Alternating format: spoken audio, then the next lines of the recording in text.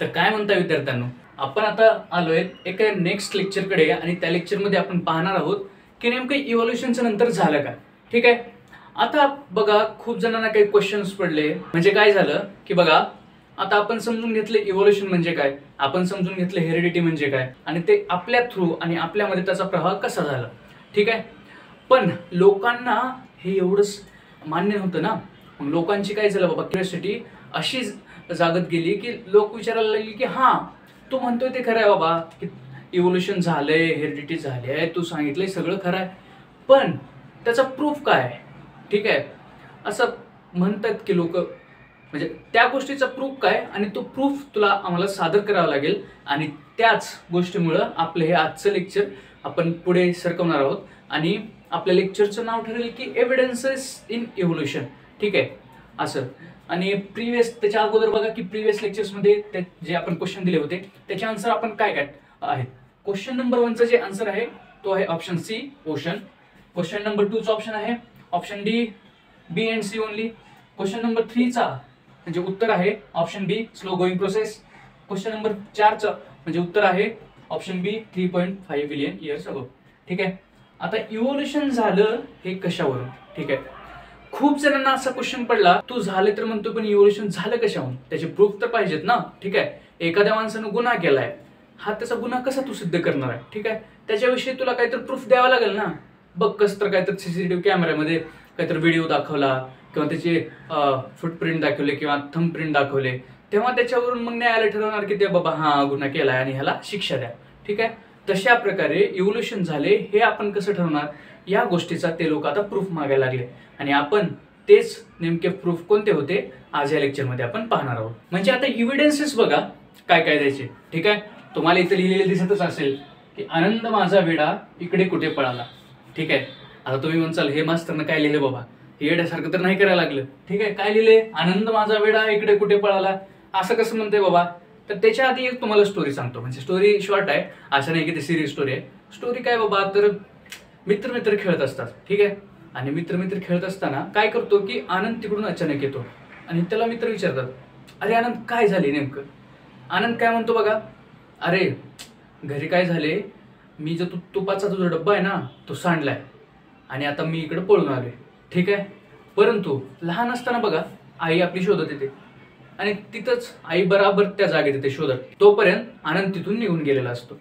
तेव्हा आई विचारते की माझा आनंद कुठे गेला बाबा. तर पोरं काय म्हणतात, काही सांगत नाही.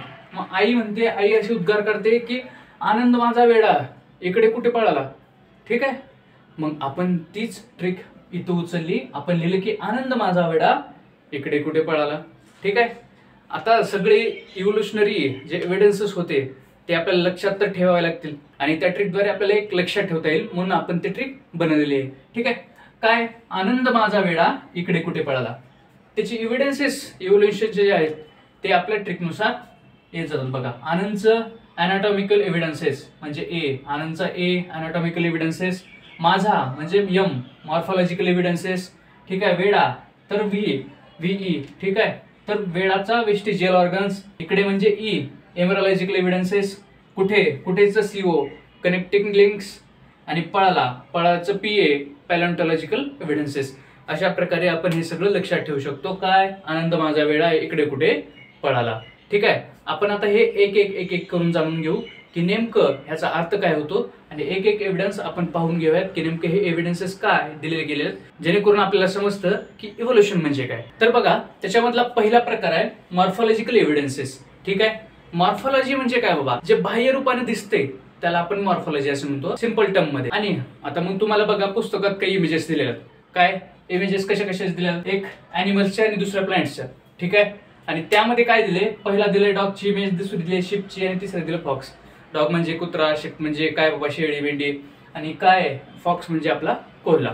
ठीक आहे. प्लांट्सचे काय काय दिले, मँगो, सॅपोडिला आणि ऑरेंज.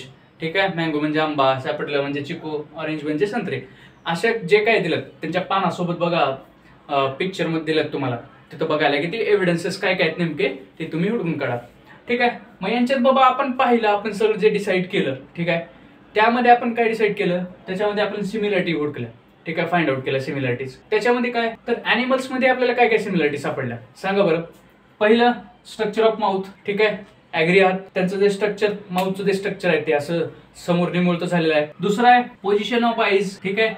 आईजची पोझिशन बघा, दोन्ही साईडला प्रत्येक चित्रात किंवा प्रत्येक त्या इमेजमध्ये दोन्ही साईडला त्यांच्या डोळ्याची पोझिशन एकदम अगदी सेम वाटते आपल्याला, ठीक आहे. तिसरं काय बाबा, स्ट्रक्चर ऑफ नॉस्ट्रिल्स, जे नाकामधून त्यांनी हवा घेतात, ठीक आहे, ते जे नॉस्ट्रिल्स आहेत त्याचं स्ट्रक्चर म्हणजे त्याचं बाह्य रूप कसं आहे, सगळ्यामध्ये सारखं आहे. तिसरा आहे इयरपिना. इयरपिना म्हणजे काय बाबा, ज्या कानाच्या ज्या पाळ्या आहेत, ठीक आहे, ज्याचे कानं असं वरी होतात बघा, ते कुत्र्याची कानं वरी होतात, परत शिपचे बी कानं वरीच होतात, आणखी फॉक्सचे बी कानं वरीच होतात. म्हणजे त्यांना काही जर आवाज आला तर ते एकदम ते आपले कानं असे वरी करतात बघा, आणि त्यामुळं इयरपिना सेम आपल्याला दिसला. Thickly distributed hairs on the body, ठीक आहे, त्यांचे जे बॉडीवरचे जे हेअर्स डिस्ट्रीब्यूट झालेत ते पण सेम प्रकारे डिस्ट्रीब्यूट झालेले आपल्याला पाहायला मिळतात. मग आता आपण बघू की प्लांट्समध्ये सिमिलॅरिटीज काय दिल्या, ठीक आहे. सिमिलॅरिटीज कोणत्या होत्या, एक होता लीफ शेप म्हणजे लीफचा आकार किंवा पानाचा आकार. दुसरा होता लिफेनेशन म्हणजे पानावर ज्या शिरा आलेल्या सारख्या दिसतात बघा, एक एक एक अशा ज्या पसरत गेलेल्या असतात त्या शिरा समान आहेत. तिसरा होता लीफचा पेटिओल म्हणजे काय, तर जे पानाचं जे देठ आहे ते सगळ्या प्लांट्समध्ये अगदी सेम आहे. आणि ह्या सगळ्या एव्हिडन्सेसच्या आधारावर जे मॉर्फॉलॉजिकल एव्हिडन्सेस होते त्याच्या आधारावर आपल्याला काय इंडिकेशन मिळालं, ठीक आहे. आपण काय डिसाईड केलं, एक त्यांची ओरिजिन सेम असू शकते, दुसरं त्यांचा अँसेस्टर हा कॉमन असू शकतो, ठीक आहे. म्हणजे त्यांची ओरिजिन पण सेम निघाली आणि त्यांचा कॉमन अँसेस्टर निघाला. ह्या दोन गोष्टी आपण ह्या सगळ्या सिमिलॅरिटीवरून डिसाईड केल्या, ठीक आहे. आता पाहू आपण पुढचा एव्हिडन्स. नेक्स्ट जो एव्हिडन्स त्यांनी दिला आहे, नेक्स्ट एव्हिडन्स आहे अॅनाटॉमिकल एव्हिडन्सेस. आता बघा मॉर्फॉलॉजिकल झाले म्हणजे बाह्यरूपान जे दिसत होतं ते एव्हिडन्सेस आपण पाहिले की नेमकं काय त्याच्यात होतं. आता आपण पाहतोय की अॅनाटॉमिकल म्हणजे जे आतल्या बाजूला आहे, शरीराच्या आतमध्ये जे आहे ते एव्हिडन्सेस आपल्याला कसं दिसून येतात. त्याचे एक्झाम्पल काय घेतले हो, स्ट्रक्चर्स ऑफ बोन, ठीक आहे. वेगवेगळ्या प्राण्याचे जे बोन्स घेतलेत त्याचं स्ट्रक्चर आपण ह्या अॅनाटॉमिकल एव्हिडन्सेसमध्ये पाहणार आहोत. पहिलं एक्झाम्पल आहे बघा ह्युमन हँडचं. दुसरं आहे cats four leg. Human hand म्हणजे माणसाचा हात, ठीक आहे. दुसरं आहे कॅट्स फोर लेग म्हणजे जे कॅटचे जे पुढचे पाय असतात, जे मांजराचे पुढचे पाय असतात ते. तिसरं आहे पॅटेजियम ऑफ बॅट. वटवाघळाचे जे पंख असतात बघा त्याच्यामध्ये असतात बोन्स आणि ते बोन्स त्यांनी इथं घेतले, ठीक आहे. आणि चौथा आहे बघा फ्लिपर ऑफ व्हेल म्हणजे जे व्हेल माशाचे जे खवले वगैरे आहेत जे त्याला आपण पंख किंवा खवले असं म्हणतो, ठीक आहे, त्याच्यामधले जे बोन्स आहेत त्यांनी इथं एक्झाम्पल म्हणून वापरले आहे. त्याने तिथं बघा म्हणजे काय ऑब्झर्व केलं, ठीक आहे. त्यांना ऑब्झर्व झालं की नो सुपरफिशियल सिमिलॅरिटी म्हणजे बाह्यरूपाने काही सिमिलॅरिटी त्यांच्यामध्ये नाहीच बाबा, जे करून ते एव्हिडन्सेस आपल्याला घेतले जातील असाही विचार यावा, ठीक आहे. दुसरं काय different use in different animals, ठीक आहे. वेगवेगळ्या ॲनिमल्समध्ये त्याचा वेगवेगळा यूज म्हणून केलेला जातो. पहिलं काय हो, ह्युमन हँड, ठीक आहे, म्हणजे माणसाचा जो हात आहे ह्युमन हँड आहे त्याला आपण यूज अशा प्रकारे करतो की आपल्याला काही वस्तू उचलायची असतील तर त्या आपण वस्तू उचलतो किंवा जेवण्यासाठी यूज करतो, ठीक आहे. दुसरं आहे cats four leg. Cats four leg म्हणजे मांजराचे पुढचे पाय त्यांना चालण्यासाठी बघा यूज करते. तिसरा आहे पॅटेजियम बॅट. त्याने काय करते, पंख आहेत त्या पंखामधला बोन आहे तर तो बोन उडण्यासाठी त्याने यूज करतो, ठीक आहे. आणि चौथा आहे फ्लिपर ऑफ व्हेल. त्याने पोहण्यासाठी यूज करतो, ठीक आहे. ते जे खवले आहेत त्याने पोहण्यासाठी यूज केलेला आपल्याला पाहायला मिळतो. बट सिमिलॅरिटी इन, मग त्यांना सिमिलॅरिटी कशात सापडली, स्ट्रक्चर ऑफ बोन्स. त्यांनी जेव्हा त्यांचे सगळे बोन्स घेतले त्यांना असं आढळून आलं की त्या स्ट्रक्चरमध्ये तर सिमिलॅरिटी आहे बाबा, म्हणजे साम्य त्यांना आढळून आलं. ते साम्य पाहून तेही थक्क झाले असतील, ठीक आहे, कारण आपण विचारही केला नसेल की एवढं साम्य त्यांना पाहायला मिळालं. दुसरी गोष्ट काय, बॉडी जॉईंट्स इन ऑर्गन्स. जे जे जॉईंट्स होते जे ते हाडांना जोडत होते, जो म्हणजे माणसाचा हात किंवा मांजरीचे पाय, हे सगळे जे जॉईंट्स जे होते ते जॉईंट्स ऑलमोस्ट सेमच होते. आणि त्याच्यामुळं त्यांना असं दिसून आलं की ही सिमिलॅरिटी काय इंडिकेट करतो, जसं आपण पहिल्या मॉर्फॉलॉजीमध्ये पाहिलं तीच सिमिलॅरिटी इथंही कॉमन अँसेस्ट्री त्यांना इंडिकेट करायला मिळते आणि ते आपल्याला इव्होल्युशनचा एव्हिडन्स पाहायला आपल्याला मिळतो. नेक्स्ट आपण आलोय तिसरा प्रकार, वेस्टिजियल ऑर्गन्स. म्हणजे काय बाबा, ऑर्गन्स जे पूर्णपणे विकसित झालेले आहेत.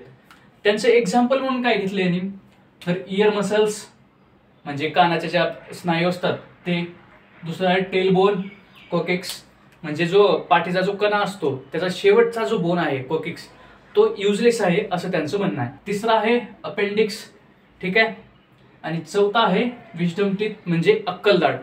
ह्या सगळ्या गोष्टी त्यांनी एक्झाम्पल म्हणून घेतलेल्या आहेत, ठीक आहे. आपण पाहू की आता नेमकं त्याचं म्हणणं काय. आता वेस्टिजियल ऑर्गन तुम्ही कशाला म्हणाल, ठीक आहे.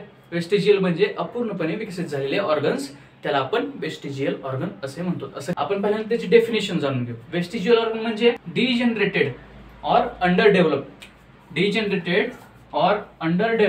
Useless organs of organisms. Degenerated और underdeveloped useless organs of organism, त्याला आपण युजलेस असं म्हणलेलं आहे. ठीक आहे. मग या गोष्टीला आपण इव्होल्युशन असं म्हणू का? कधी काळी ते ऑर्गन्स आपल्याला युजफुल असतील का? ठीक आहे, असाही आपल्याला प्रश्न पडू शकतो. आणि इव्होल्युशनमुळे ते जेव्हा आपल्याला त्याचा यूज त्यांचा संपला तेव्हा ते आता युजलेस झाले आणि त्याला आपण इव्होल्युशन म्हणू शकतो का? कारण बघा, सडन डेव्हलपमेंट ऑफ टिश्यू और organs not possible in living. टिश्यूची आणि आपल्या काय म्हणतात ऑर्गनची सडन डेव्हलपमेंट आपल्या शरीरात ही पॉसिबल नाही. ठीक आहे, किंवा त्याचं सडन डिजनरेशन आपल्या बॉडीमध्ये ते पॉसिबल नाही. ठीक आहे. इव्होल्युशनच्या दृष्टीने आपण बघायला गेलं की सडनली जे चेंज होतं ते काय झालं बाबा, म्युटेशन असं आपण म्हणतो. ठीक आहे. पण इथं सडन चेंजेस किंवा सडन टिश्यू किंवा ऑर्गन फॉर्मेशन आपल्याला पाहायला मिळत नाही. मग आपण याला इव्होल्युशन म्हणू का बाबा? तुम्ही थोडासा विचार करा बरं. Sudden development of tissue and organs not possible in living असं आपण म्हणलो. ठीक आहे. आता मग त्याचा नेक्स्ट पॉईंट काय? Existing organs undergo gradual changes. जर गरजच पडली तर एक्झिस्टिंग जे ऑर्गन्स आहेत ते ग्रॅज्युअल चेंजेसमध्ये अंडरगो म्हणजे स्वतःला घेऊन जातात. ठीक आहे. ग्रॅज्युअल चेंजेस बघा, लक्षात घ्या. ग्रॅज्युअल चेंजेस आलं म्हणजे काय? इव्होल्युशन होत आले का? ठीक आहे. ग्रॅज्युअल चेंजेस आपल्याला लक्षात घ्यायचंय. मग आपण त्याला इव्होल्युशन म्हणू शकतो का? ठीक आहे. आता जे स्पेसिफिक काही स्ट्रक्चर्स असतात बघा, जे तुम्हाला आता एक्झाम्पल दिलं आहे, अपेंडिक्स किंवा मसल्स ऑफ इयर पिना, जे म्हणजे कानाचे स्नायू आहेत आणि अपेंडिक्स सारखा ऑर्गन आहे जो वेस्टिजियल ऑर्गन आहे, त्याचे जे एक्झाम्पल दिले आहेत त्याचे स्पेसिफिक स्ट्रक्चर आहेत. ते काय बाबा? तर युजलेस और हार्मफुल इन सम ॲनिमल्स. ते काही जणांमध्ये युजलेस आणि हार्मफुल असू शकतात आणि काही जणांमध्ये तेच आपल्याला युजफुल पाहायला मिळतात. ठीक आहे. तेच आपल्याला युजफुल काही ऑर्गॅनिझम मध्ये आणि युजलेस काही ऑर्गॅनिझम मध्ये पाहायला मिळतात. जर वेस्टिजियल असतील तर आपल्याला त्याला फंक्शनल कसं म्हणता येईल? ठीक आहे. आणि जर फंक्शनल असेल तर त्याला आपल्याला वेस्टिजियल म्हणता येणार नाही. ते काय होतात? Begins to degenerate. आणि ते डिजनरेट कशाच्या बेसिसवर होतात? तर अंडर ऑफ नॅचरल सिलेक्शन ह्या थेरीवर ते आपल्याला डिजनरेट झालेले पाहायला मिळतात. ते डिजनरेट होण्यासाठी बघा टेक्स ऑफ 1000 ऑफ इयर्स. कारण इव्होल्युशनची जी बेसिकच प्रोसेस आहे ती स्लो प्रोसेस आहे. ठीक आहे. त्याला 1000 ऑफ इयर्स घेतात आणि त्याच्यामुळे हे वेस्टिजियल ऑर्गन्स आपल्याला इव्होल्युशनच्या दृष्टीने आपल्याला एव्हिडन्सेस पाहायला मिळतात. त्याचे बघा आपण एक्झाम्पल बघूया. त्याचे एक्झाम्पल काय आले बघा बरं. ठीक आहे. Example number 1 appendix. आपल्याला जो पहिला एक्झाम्पल घेतलेला होता, ठीक आहे, तो अपेंडिक्स काय बाबा? युजलेस इन ह्युमन्स आणि युजफुल इन रुमिनंट्स. ठीक आहे. आपल्या माणसामध्ये जो मानव प्राणी आहे त्याच्यामध्ये ते युजलेस आहे. अपेंडिक्स म्हणजे अपेंडिक्स जो ऑर्गन आहे तो युजलेस आहे. पण तो युजफुल कोणामध्ये? रुमिनंट्स मध्ये. रुमिनंट्स म्हणजे कोण? म्हणजे बघा ते कोण? रवण करणारे प्राणी म्हणजे जे आपलं अन्न चघळून खातात. ठीक आहे. जशी बघा गाय आली, म्हैस आली, ठीक आहे, बैल आला, जे असे प्राणी आहेत त्यांच्यामध्ये हा अपेंडिक्स युजफुल असतो. त्याला आपण वेस्टिजियल म्हणू शकत नाही. ठीक आहे. दुसऱ्या ठिकाणी मसल्स ऑफ इयर पिन्ना, ज्या कानाच्या ज्या म्हणजे स्नायू आहेत, जे बघा हे असे जे मसल बाहेर आले आहेत, ठीक आहे, ते ह्युमन मध्ये ते युजलेसच आहेत. कारण त्याचा ऐकण्यासाठी उपयोग होतो ना कशासाठी उपयोग होतो? ते आहेत, स्ट्रक्चर आहेत म्हणून ते आपल्याला दिसते, पण त्याचा यूज असा काही आपल्याला दिसत नाही. दुसरी गोष्ट आहे ती युजफुल इन मंकीज. म्हणजे जे माकड वगैरे आहेत, वानर वगैरे म्हणजे काय वानर वगैरे किंवा माकड वगैरे, त्यांच्यामध्ये ते युजफुल आहेत.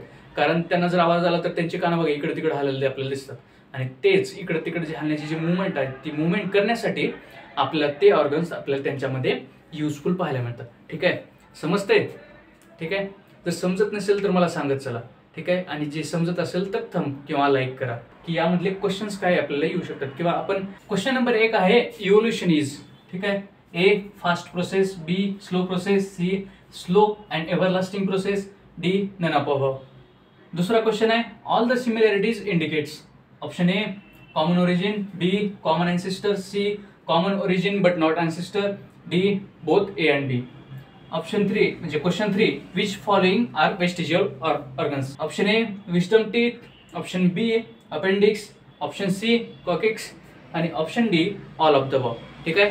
या क्वेश्चनचे आन्सर मला कमेंट सेक्शनमध्ये सांगा आणि लेक्चर आवडला असेल तर लाईक करा, शेअर करा, त्याच्यावर कमेंट करायचं विसरू नका. ठीक आहे. आपण भेटूया नेक्स्ट लेक्चरमध्ये एका नेक्स्ट कन्सेप्टला शिकायला आणि तेच असेच कन्सेप्ट शिकण्यासाठी किंवा असंच आपण कन्सेप्ट मजेच शिकूया. आपण भेटूया नेक्स्ट असेच मजेशीर कन्सेप्ट शिकण्यासाठी आपण भेटूया नेक्स्ट लेक्चरमध्ये. बाय.